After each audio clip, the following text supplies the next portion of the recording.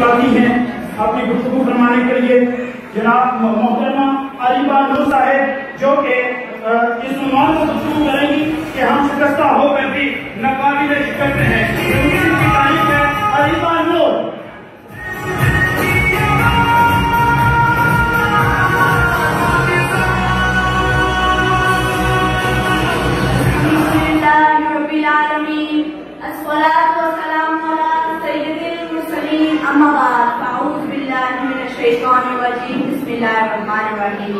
میرا دشمن مجھے کمزور سمجھنے والا مجھ کو دیکھے کبھی تاریخ کے آئینے میں.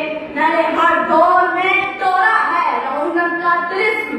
میں نے ہر دور میں ایک بار نیا لکھا ہے.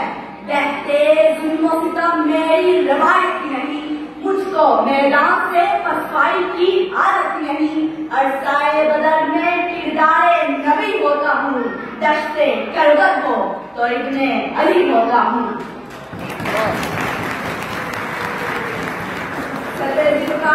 دنیا کے 199 ممالک میں سے واحد ملک خداداد پاکستان جب بنا تو اس کے موقع پر لا الہ الا اللہ کی تخصیص سجا دی گئی. 1500 سال بعد جب پاکستان کی صورت میں غزوہ بدر کی تاریخ کو دہرایا گیا, لاکھوں قربان ہوئے اس لکیر کو کھینچنے کے لیے, جنہوں نے یہ اعلان کیا کہ پوری دنیا میں صرف 2 قومیں ہیں, ایک حزب اللہ اور دوسری حزب الشیاطین. عالی وقار ہم اس لیے خطرات میں ہیں کہ ہمیں اندرونی اور بیرونی دشمنوں کا سامنا ہے. اندرونی دشمن میر جعفر و میر صادق جیسے غداروں کی طرح اللہ اور اس کے بندوں سے دشمنی مول لیتے ہوئے اپنا ایمان تک بیچ چکے ہیں. یہ اندرونی دشمن ہمارے اعلیٰ ترین اداروں میں انتہائی گرفت اور اختیارات کا ناجائز استعمال کرنے والے گروہ پلیٹ ہیں جو سپیروں اور سیکٹروں کی صورت میں موجود ہیں, اور ان کپڑوں کے خلاف ہونے والوں پر مان گھٹ کہانیاں اور جھوٹے کیسے بنا کر جگا کر ان کی زبانیں بند کروا دی جاتی ہیں تاکہ کوئی حق کی آواز بلند کرنے والا اس کرپٹ مافیا کو نقصان نہ پہنچا سکے.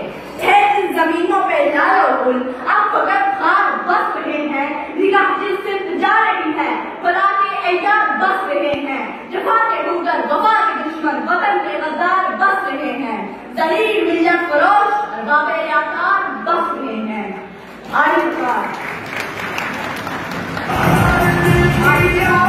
جب زمین کو لہو سے سیراب کیا جاتا ہے تو وہ سروں کی فصل اگاتی ہے.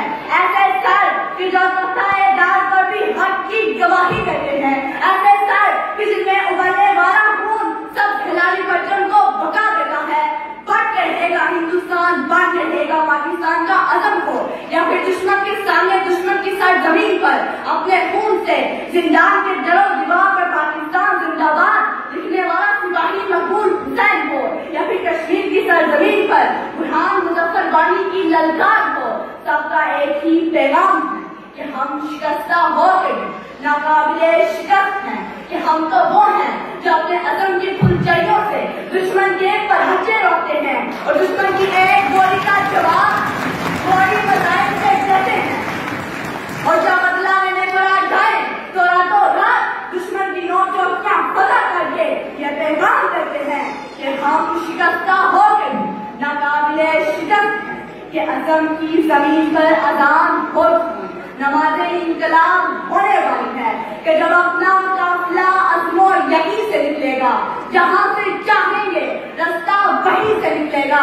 وطن کی ریت ذرا ایریا رگڑنے دے, مجھے یقین ہے کہ چشمان یہیں سے نکلے گا. آئی وقار کفن ڈالے میرے دشمن کی غلط سوچ اور غلط فہمیوں پر جو گماشتا دجال کی مانند آگے بڑھ رہا ہے کہ حق پرستوں کے ہاتھوں سچ کو دبا دیں گے. مگر ہم تو یہ کہتے ہیں کہ ہم موسیٰ کے پیروکار ہیں, کہ ہمیں اپنے قبیلے سمیت جنگلوں میں بھٹکنا تو منظور ہے, مگر ہم فرعون وقت کے روبرو گھٹنے نہیں ٹیکیں گے. ہم یحییٰ کے پیروکار ہیں کہ ہمیں تیز دھار آنے سے تو کاٹا جا سکتا ہے, لیکن ہمارے لبوں پر مچلتے سچ کو مارنا ناممکن ہے. ہم آخر الزمان پیغمبر کو رہبر دائم و مقام مانتے ہیں, اور آج ہمارے نظریات کو خریدنا, دفنانا, دبانا ناممکن ہے. ہم حسین ہیں کہ ہمارا چراغ فکر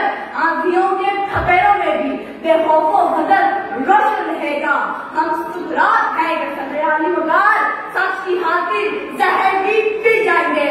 हम मंसूर हैं कि शैतानियत के